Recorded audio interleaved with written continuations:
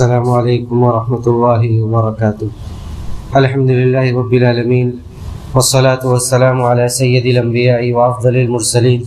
نبینا محمد وعلی آلہ واصحابہ اجمعین، اما بعد۔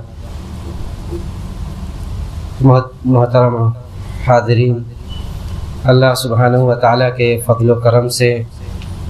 ہم سب نے ماہ رمضان کا مبارک مہینہ گزارا۔ اب اس مہینے کے متعلق چند باتیں رہ گئی ہے جسے بیان کر کے رمضان کے اس باب کو، رمضان کے تعلق سے جو باتیں ہو رہی تھی اس کو انشاءاللہ آج ختم کر دیا جائے گا، اور اگلے ہفتے سے طہارت کے تعلق سے جو باتیں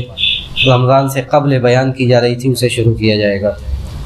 دیکھیے، رمضان کے مہینے میں یہ بیان کیا گیا کہ کچھ لوگوں سے روزے کی رخصت دی گئی جن کو روزہ قضا کرنا ہے۔ اسی قضا کے تعلق سے بعض باتیں آپ لوگوں کے سامنے بیان کی جائے گی کہ قضا، جسے روزہ قضا کرنا ہے اس کا کیا احکام ہے۔ دیکھیے، جس نے، سب سے پہلی بات یہ کہ جس نے کسی عذر کی وجہ سے روزہ چھوڑا ہو، جیسے مریض ہے، مسافر، حائض یا نفسا عورتیں یا حامل اور مرضیہ، تو ان سارے لوگوں کو اللہ سبحانہ و تعالیٰ نے رخصت دی تھی کہ وَمَنْ كَانَ مَرِيضًا أَوْ عَلَىٰ سَفَرٍ فَعِدَّةٌ مِّنْ أَيَّامٍ أُخَرَ، تو ان لوگوں کو روزہ قضا کرنا ہے۔ حامل اور مرضیہ کے بارے میں پہلے بھی بیان کیا جا چکا ہے کہ ان کو کیا کرنا ہے۔ ان کے بارے میں بھی راجح بات یہی ہے کہ حامل اور مرضیہ، یعنی جو دودھ پلا رہی ہیں یا جو حمل سے ہیں، وہ بھی راجح قول کے مطابق صرف روزہ قضا کریں گی، قضا کرنے کے علاوہ ان کے اوپر کھانا کھلانا نہیں ہے۔ یہی راجح مسلک ہے، یہی قول علماء کی ایک جماعت نے اختیار کیا ہے قضا کے تعلق سے۔ اگرچہ اس میں اختلاف ہے، لیکن راجح بات یہی ہے جس کو شیخ ابن باز اور ابن عثیمین اور دوسرے بڑے مشائخ نے اختیار کیا ہے کہ ان کے لیے صرف قضا ہے، کھانا کھلانا نہیں ہے۔ اس کے بعد دوسری بات یہ کہ وہ مریض جس نے روزہ ترک کیا ہو، ایسے مرض کی وجہ سے جس کے شفا یابی کی امید نہیں کی جاتی، یعنی غالب گمان یہ ہے کہ یہ مرض ہمیشگی اور دائمی والا ہے۔ جیسے کسی آدمی نے روزہ افطار کیا کیونکہ وہ ایسے مرض کا شکار ہے جس مرض کے صحیح ہونے کی امید نہیں ہے، لیکن اللہ کا کرنا ایسا ہوا کہ اس نے مرض کی وجہ سے روزہ چھوڑا اور ہر دن کے بدلے اس نے ایک مسکین کو کھانا بھی کھلایا۔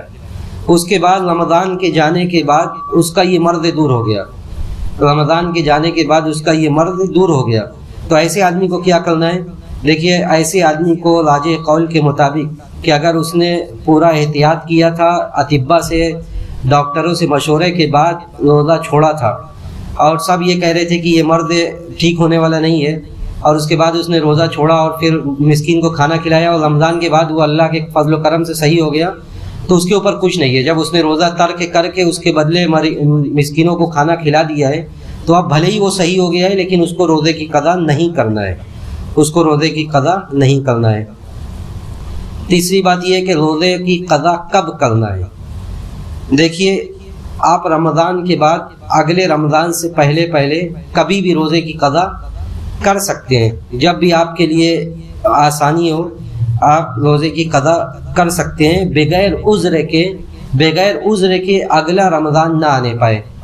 ابن باز اور دوسرے لوگ کہتے ہیں علماء کہ اگر وہ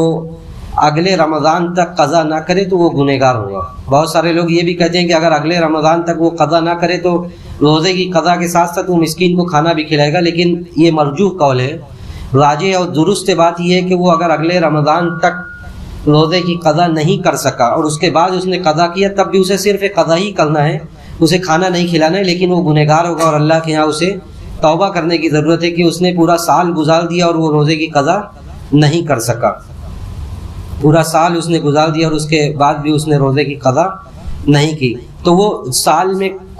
بعض مسائل یہ آتے ہیں کہ رمضان اتنا سخت گرمی کی شدت کے باوجود لوگوں نے روزہ رکھا، تو کیا وہ سردی میں رکھ سکتا ہے؟ بالکل رکھ سکتا ہے، کسی بھی دن پورے سال میں کبھی بھی وہ رکھ سکتا ہے جو اس کے لیے آسانی ہو، آسانی کا باعث ہو، وہ اس وقت روزے کو پورا کر سکتا ہے۔ بلکہ علماء یہ بھی کہتے ہیں کہ جو جیسے عرفہ اور عاشورہ کا دن ہے، عرفہ اور عاشورہ کے دن بھی وہ قضا روزہ کی نیت کر سکتا ہے۔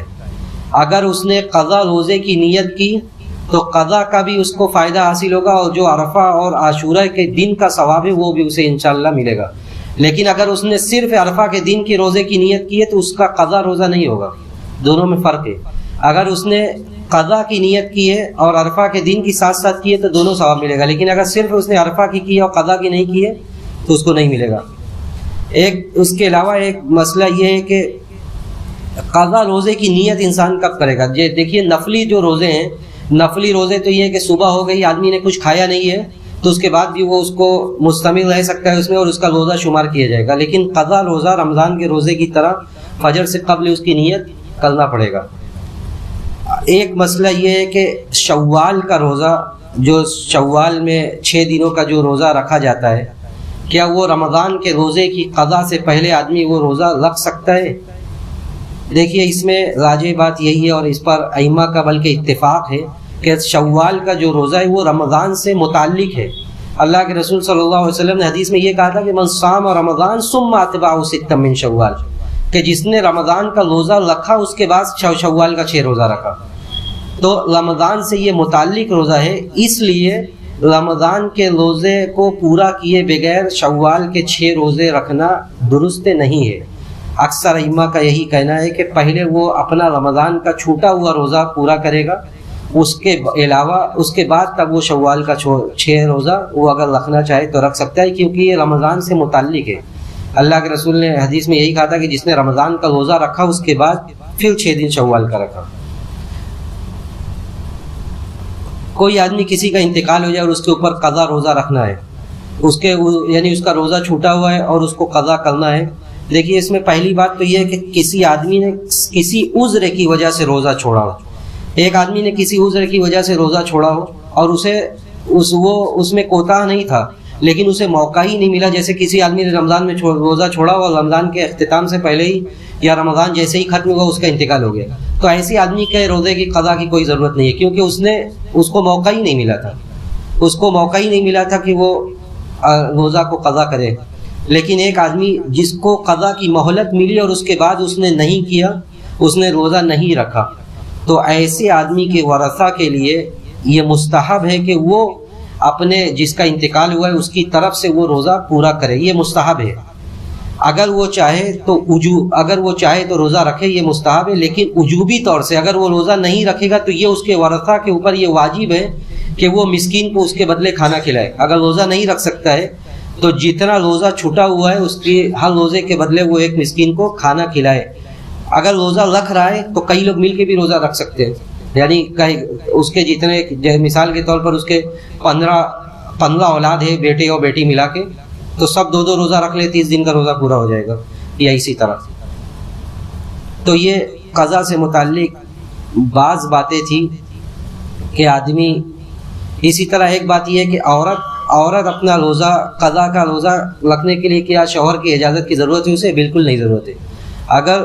قضا روزہ اسے کرنا ہے جو کہ رمضان کا چھوٹا ہوا ہے تو اس کے لیے شوہر کی اجازت کی ضرورت نہیں ہے، لیکن نفلی روزہ رکھنے کے لیے شوہر اگر اجازت نہ دے تو وہ شوہر کی اجازت کے بغیر نفلی روزہ نہیں رکھے گی۔ اسی پر لجنہ دائمہ اور دوسرے لوگوں کا یہی فتویٰ ہے کہ اگر قضا روزہ ہے تو اس کے لیے شوہر کی اجازت کی ضرورت نہیں ہے۔ یہ قضا سے متعلق بعض باتیں تھیں۔ ہم اللہ سبحانہ و تعالیٰ سے یہی دعا کرتے ہیں کہ بار الہ تو ہمارے روزوں کو قبول فرما لے، جو کمیاں اور کوتاہیاں رہ گئی تو اسے درگزر فرما دے، ہمارا خاتمہ بالخیر فرما۔ وآخر دعوانا الحمد للہ رب العالمین، والسلام علیکم ورحمۃ اللہ وبرکاتہ۔